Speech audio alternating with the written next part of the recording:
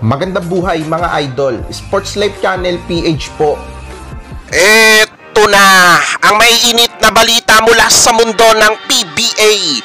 Tokentex may bagong import na at San Miguel nilayasan ng import. Pero bago yan, huwag niyong kalimutang mag-like at mag-subscribe sa ating channel. 3 araw mula ngayon, magsisimula na nga po ang pinaka-inaabangang bagong season ng PBA sa opening game ng Commissioner's Cup sa linggo. Maghaharap ang mga powerhouse team sa liga na Magnolia Hotshot kontra sa Tokentex Tropang Giga. Kaso nga lang para sa tropa, mukhang nahaharap sila sa patong-patong na magkakasunod na problema sa roster nila.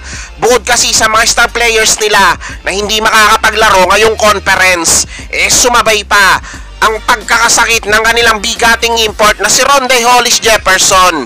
Inamin na rin ng Tropang Giga na magpapalit muna sila pansamantala ng bagong import ngayong Commissioner's Cup.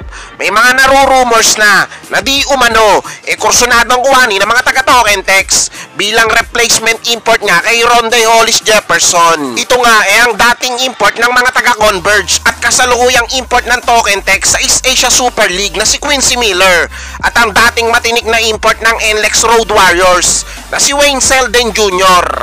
Ayan, para sa mga fans ng Tokentex dyan, kahit nasabihin na wala yung ilan sa mga pangmalakasang players nila, sumabay pa itong si Ronde Hollis Jefferson, still na malakas na kupunan pa rin ang ipaparada ng mga taga-Tokentex sa pagsisimula ng Commissioner's Cup.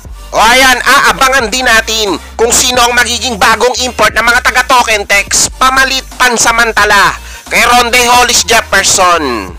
O ayan, ito ba mga bossing ko, balita naman tayo sa kampo ng mga taga San Miguel Beermen. Napaulat na magpapalit na rin ng bagong import itong mga taga San Miguel para sa paparatingan na Commissioner's Cup ng PBA. Dahil yung naunang import ng mga taga San Miguel na si Tyler Stone, kailangang umuwi muna. Yan para samahan sa nakatakdang panganganak ang kanyang asawa. Ayon sa mga source, may napili na daw agad na bagong import itong mga taga San Miguel Beermen. Ito nga, manggagaling pa sa Virgin Island na ang pangalan si Ivan Aska. Mukhang sa datingan, brusko maglaro ang import na yon. Kita naman natin sa pangangatawan, di ba? Mukhang bato-bato rin. Nasa 33 years old at nasa mga 6'9" ang height nito. Kaya mas lalong nakakatakot, kabanggaan sa ilalim itong mga taga San Miguel. Lalo't healthy pa ngayon itong pambato nila na si Junmar Pajardo, di ba? O kayo mga bossing ko, anong masasabi nyo sa paparating na bagong import ng mga taga San Miguel? O i-comment nyo na yan sa ating comment section. Nga pala, may FB page tayo, Sports Life Channel PH ang pangalan. Pa-like and follow naman.